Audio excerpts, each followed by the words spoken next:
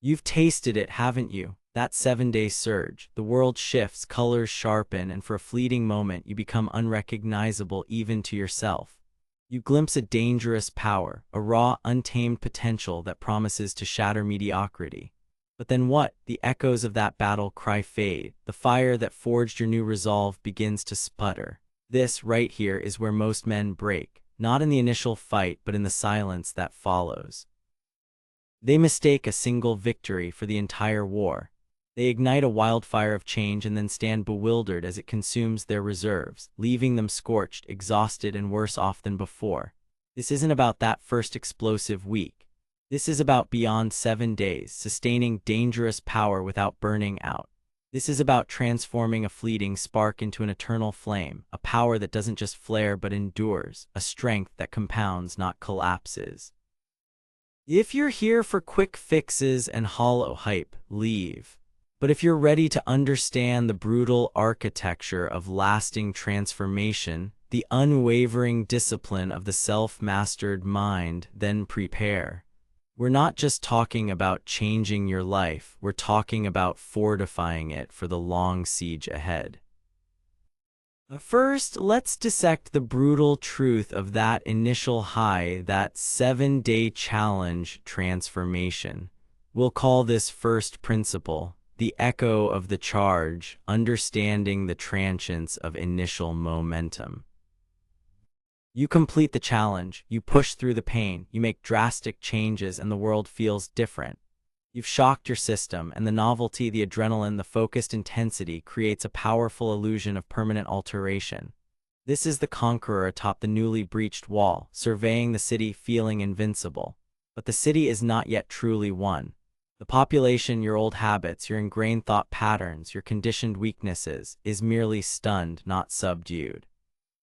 That dangerous power you feel is real, but it's nascent, unrefined. It's the difference between a conscript who's survived his first skirmish and a veteran legionary who has weathered countless campaigns. The 7-day blitz, the radical overhaul, is crucial. It's the battering ram that smashes through the gates of your complacency. It proves to you that change is possible, that you can operate at a higher frequency. But understand this initial burst is fueled by unsustainable energy sources. It's often driven by a desperate, enough is enough feeling, a surge of raw motivation that, like any purely emotional fuel, burns hot and fast. It's an external shockwave more than an internal restructuring. Marcus Aurelius didn't build his legendary resilience in a week of intense journaling. He forged it through decades of deliberate practice, facing plagues, wars, and betrayals, constantly returning to his principles. The danger lies in mistaking this initial echo of power for the power itself. You think because you woke up at 5 a.m. for 7 days straight, you're now an early riser for life. You believe because you dominated your workouts with ferocious intensity, that ferocity will now be your default state. This is a fatal miscalculation. The initial momentum is a gift, a catalyst, but it is not the engine of sustained change. The real work, the work that builds enduring, dangerous power, the kind that makes you a force of nature, unshakable in your resolve, clear in your purpose, begins when the cheering stops and the long, quiet grind of integration starts.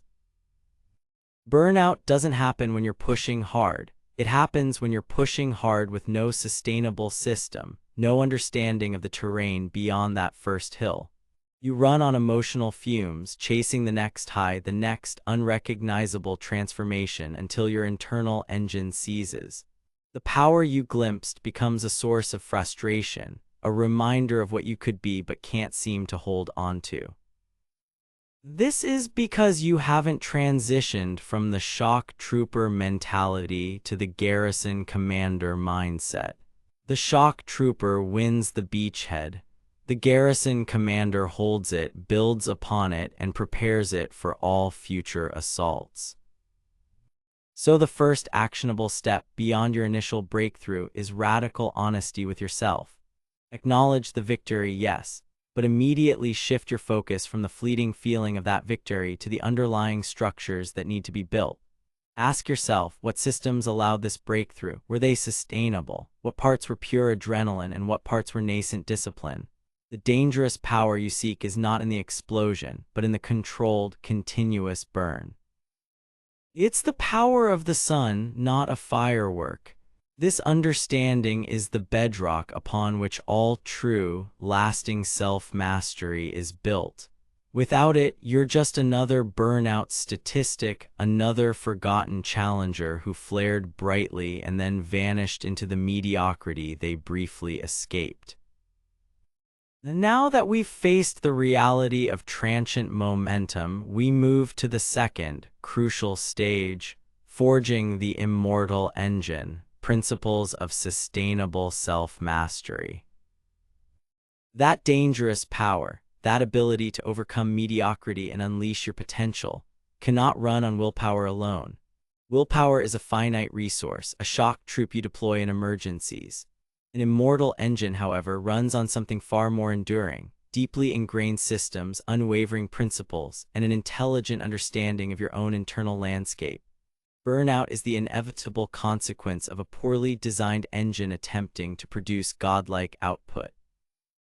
The first principle for this immortal engine is the law of rhythmic effort, not constant grind. Society, especially the hustle culture charlatans, will tell you to grind non-stop. This is the path to ruin. Think of the ancient blacksmith. He doesn't just hammer the steel relentlessly until he collapses. There's a rhythm: heat, hammer, quench, assess. Heat, hammer, quench, assess. Your mind, your body, your spirit, they operate on similar principles. Periods of intense, focused effort, your dangerous power in action, must be balanced by periods of deliberate recovery, strategic reflection, and skill sharpening. This isn't laziness, it's wisdom. Marcus Aurelius, amidst the chaos of managing an empire and fighting wars on the frontier, prized his moments of philosophical reflection. These weren't breaks from his duty, but integral parts of his ability to perform it with clarity and fortitude. Are you scheduling strategic withdrawal to consolidate your gains, or are you just running until you drop? This rhythm allows you to go hard when it matters and to recover in a way that builds capacity, not depletes it. The second principle is fueling the inner fire with purpose, not ego. What truly nourishes your dangerous power? Is it the fleeting admiration of others? The desire to prove someone wrong, the accumulation of external trinkets? These are ego fuels. They burn dirty and leave you hollow. The power derived from them is brittle, easily shattered by criticism or lack of external validation.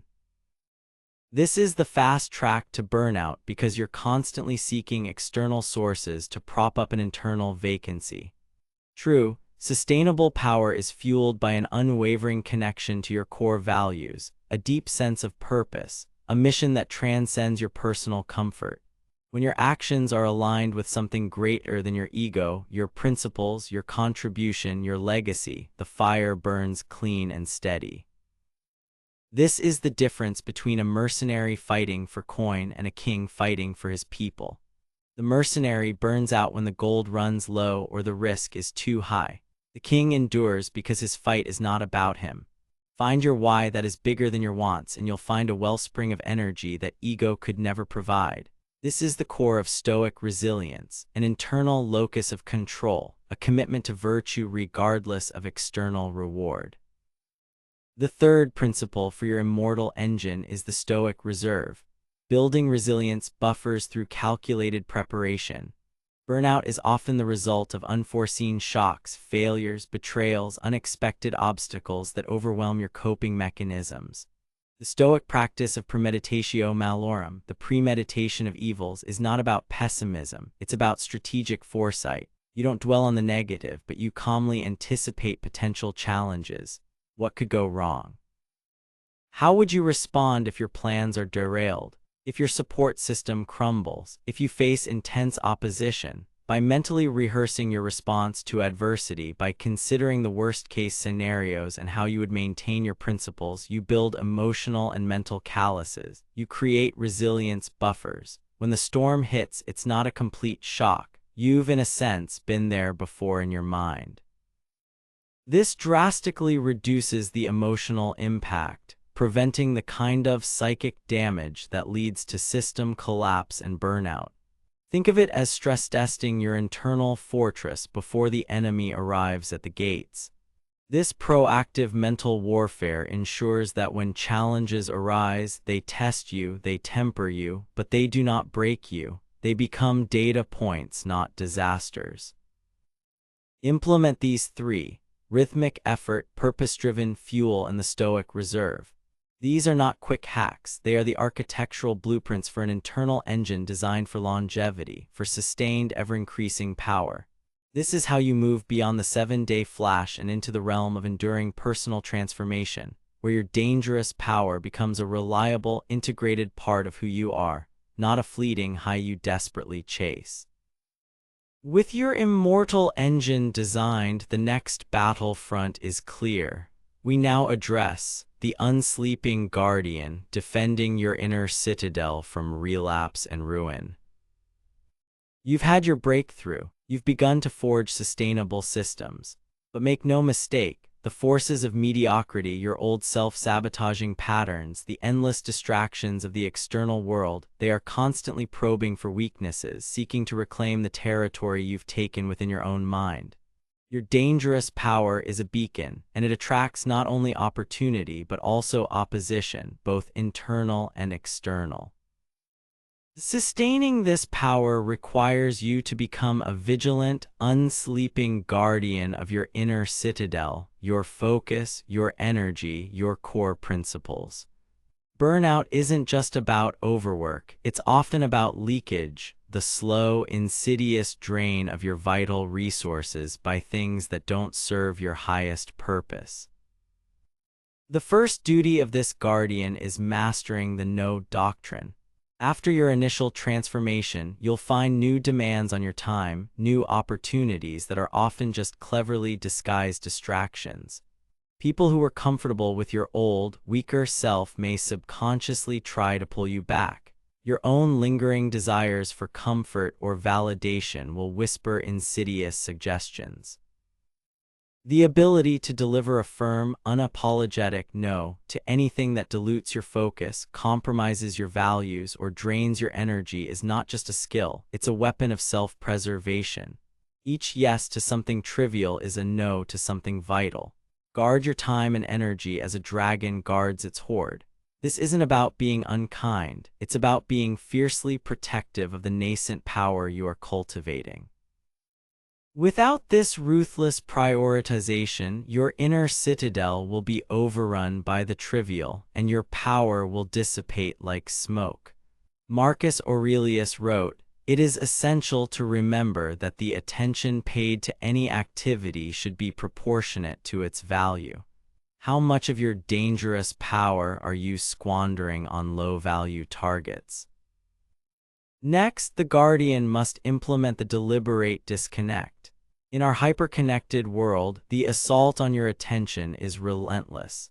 The constant barrage of information, notifications, and external stimuli creates a state of perpetual mental agitation, making deep focus and true self-reflection nearly impossible. This is a direct path to mental fatigue and burnout. The Stoics understood the value of retreating from the noise of the world to reconnect with their inner logos, their guiding reason. You must schedule with iron discipline periods of deliberate disconnection. This could be daily windows of no screens, weekly mental Sabbaths, or periodic longer retreats. This isn't about escaping reality. It's about creating the space to process reality, to hear your own inner voice, to recharge your mental batteries, and to ensure your actions are aligned with your deepest intentions, not just reacting to the latest ping. Without these strategic withdrawals, you become a ship without a rudder, tossed about by the chaotic waves of external demands, your internal compass hopelessly scrambled. Finally, the unsleeping guardian conducts regular energy audits. Just as a wise commander constantly assesses his troops' strength and supply lines, you must become acutely aware of what energizes you and what depletes you. This goes beyond the obvious. Certain people, environments, types of tasks, even specific thought patterns can act as subtle energy vampires. Conversely, other activities, interactions, and states of mind can be profoundly rejuvenating. Keep an internal ledger. At the end of each day or each week, reflect. What activities left me feeling stronger, clearer, more powerful? What left me feeling drained, scattered, or diminished? This isn't about avoiding all difficult things. Some necessary struggles will be draining in the short term, but ultimately build strength. It's about identifying and minimizing the unnecessary drains, the habitual leaks in your energy reserves. Perhaps that friend who constantly complains is a major drain. Perhaps arguing about trivialities online depletes you for hours. Be ruthless in plugging these leaks. Redirect that reclaimed energy towards activities that align with your purpose and amplify your power. This conscious management of your vital energy is critical. If your citadel is constantly losing more energy than it generates, collapse is inevitable. Becoming this unsleeping guardian isn't about paranoia. It's about profound self-respect. It's acknowledging that the power you are building is precious and deserves to be defended. Master the no doctrine, embrace the deliberate disconnect, and conduct rigorous energy audits. These practices will transform your inner world from a besieged outpost into an impregnable fortress, a source of unwavering strength from which your dangerous power can be projected with focus and sustainability. Even with a well-designed engine and a vigilant guardian, the path of self-mastery is paved with challenges. Adversity is not a possibility, it's a certainty. How you meet these trials determines whether they forge you into something stronger or break you into pieces, leading to burnout and retreat. This brings us to our fourth pillar, trial by fire, tempered by wisdom, converting setbacks into unbreakable resolve. The man who crumbles at the first sign of serious opposition, whose dangerous power evaporates when his plans go awry, was never truly powerful. He was merely lucky or untested. True, sustainable power is not the absence of setbacks. It's the ability to metabolize them, to extract the wisdom, and to integrate the lessons in a way that strengthens your core. Burnout often festers in the wounds of unexamined failures and unprocessed defeats, where bitterness and self-doubt take root. The first art to master here is the post-mortem without self-flagellation. When you face a setback, a failed project, a broken commitment, a relapse into old habits, the instinct of the undisciplined mind is either to ignore it, to blame others, or to indulge in crippling self-criticism. All are roads to ruin. The Stoic approach, the warrior's approach, is different. Like a general analyzing a lost battle to win the war, you must dissect the failure with cold, objective clarity. What were the contributing factors? Where did my strategy, my discipline, or my awareness fall short? What assumptions were incorrect? What can be learned? This is not about beating yourself up. It's about extracting every ounce of intelligence from the experience. The pain of failure is a potent teacher if you have the courage to sit with it and listen. Condemn the error, not the self. Then, crucially, formulate a new plan of attack based on these lessons. This transforms a defeat into a strategic recalibration. Secondly, you must cultivate the reframing forge. This is where the mental alchemist turns lead into gold. The same event can be perceived as a devastating catastrophe or a challenging training exercise, depending entirely on the frame you impose upon it. The undisciplined mind defaults to victimhood. This is terrible, I can't handle this, it's unfair. This narrative drains power and fosters learned helplessness, a direct precursor to burnout. The self-mastered mind, the mind steeped in Stoic philosophy, actively reframes. The obstacle is the way, as Marcus Aurelius would attest. This difficulty is not here to destroy me, but to reveal my strength. This challenge is an opportunity to practice courage, resilience, wisdom. This setback is a test of my commitment. By consciously choosing an empowering frame, you shift the emotional charge of the event from debilitating to invigorating. You are not denying the difficulty, you are elevating your response to it. This reframing is an act of profound mental warfare, fought and won within your own consciousness. It turns potential scars of burnout into badges of honor, proof of your capacity to endure and grow. Finally, true wisdom in converting setbacks involves acknowledging true limits without surrendering the war. Sometimes, despite your best efforts, a particular approach will prove untenable. A specific goal may, for now, be out of reach. Pushing relentlessly against an immovable object with a flawed strategy is not toughness, it's folly, and it will break you. There are times when a strategic retreat, a tactical pivot, or even acknowledging a temporary defeat in one battle is necessary to preserve your forces for the larger war of self-mastery. This is not weakness. It is the wisdom of a seasoned commander who knows when to conserve strength, when to change tactics, when to live to fight another day with greater insight. The key is to distinguish this from giving up on your overall mission, your core principles, your journey of transformation. You might abandon a specific path, but never the destination of becoming your strongest self. This nuanced understanding prevents the kind of catastrophic burnout that comes from repeatedly smashing your head against a wall, and instead fosters adaptive resilience. You learn, you adjust, you regroup, and you re-engage with renewed intelligence. These three practices, the objective postmortem, the alchemical reframing, and the wise acknowledgement of limits, are your tools for navigating the inevitable trials by fire. They ensure that every challenge, every setback, every failure doesn't diminish your dangerous power, but tempers it, refines it, and ultimately makes your resolve unbreakable. This is how you build a strength that doesn't just survive adversity, but thrives on it. We arrive now at the final layer of understanding for sustaining your power indefinitely, a principle that ensures your journey of transformation remains vital and dynamic, not static and brittle. The master's path, continuous evolution, not static conquest. The dangerous power you unleashed in those initial 7 days, or even in the months that follow, is not a final state. To attempt to cling to one specific definition of power, one fixed set of achievements, is to invite stagnation, and eventually a unique form of burnout, the burnout of a spirit that has ceased to grow. The man who believes he has arrived is already in decline. True self-mastery is not a destination you conquer, but an infinite path you walk with ever-increasing skill and awareness. The first understanding here is that your definition of power must evolve.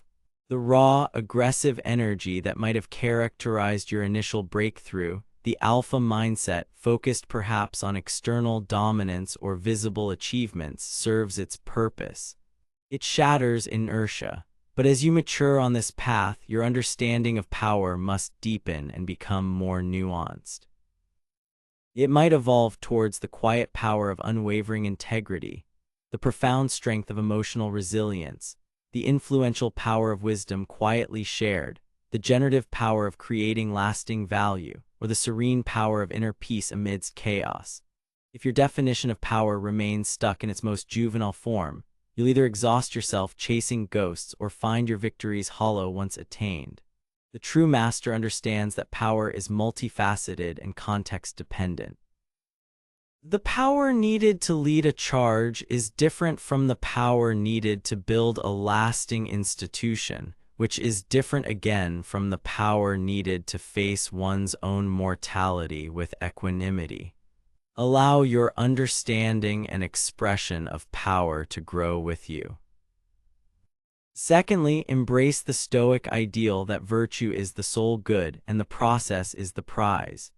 If your entire sense of power and well-being is tied to achieving specific external outcomes, a certain income, a particular relationship, a defined status, you are setting yourself up for a perpetual roller coaster of anxiety and disappointment. External outcomes are, to a large extent, outside your complete control. What is within your control is your character, your choices, your responses, your commitment to your principles. The Stoics taught that true fulfillment, true strength, lies in the virtuous striving itself, in the excellence of your own actions, regardless of the immediate results. When you shift your focus from "I must achieve X" to be powerful to "I will act with courage, discipline, wisdom, and justice in pursuit of X, and that is my power," you decouple your inner state from the fickleness of fortune. This is an incredibly resilient foundation. It prevents the "what now" burnout that can follow a major achievement, and it shields you from the despair if a cherished external goal remains elusive. Your power resides in the integrity of your effort, day in, day out. This leads to the crucial practice of relentless self-reflection and iteration. The master's path is one of constant learning and refinement. You are never done. Each day offers new data, new opportunities to observe your patterns, to test your principles, to identify areas for growth. This is not a neurotic obsession with flaws, but a craftsman's dedication to honing his skill.